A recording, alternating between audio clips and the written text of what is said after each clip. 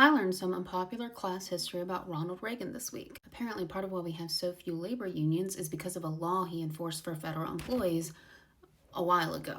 On August 5th, 1981, air traffic controllers went on strike for what they said were unfair wages and hours. Reagan gave them 48 hours to end the strike, or he was going to fire them. He implemented military air traffic controllers to get 75% of the flights off the ground, and when the strike wasn't over in 48 hours, he laid them all off. 11,000 people lost their jobs. Now, Reagan defenders will tell you, rightfully, he was enforcing the law. There was a law that federal employees could not go on strike, that if they did, they were forfeiting their jobs. So he enforced it. He did not break the law. And 68% of Americans at that time supported it. But this had a huge impact on corporate America. Then corporate America started using labor strikes as an excuse to lay a bunch of people off. They started encouraging strikes so that they could lay off unionized employees and get non-unionized ones instead. In fact, in this NPR article, they say that Reagan declared open season on organized labor. American labor unions significantly dropped off past then, and within a year,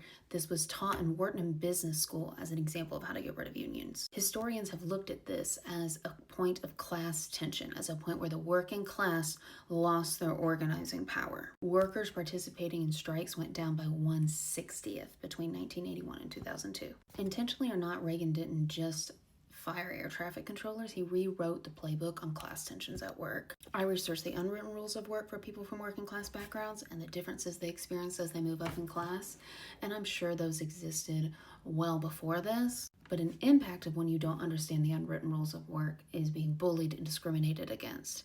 And now, without your working class counterparts, without being able to organize, there is a much more difficult game to play than there was before.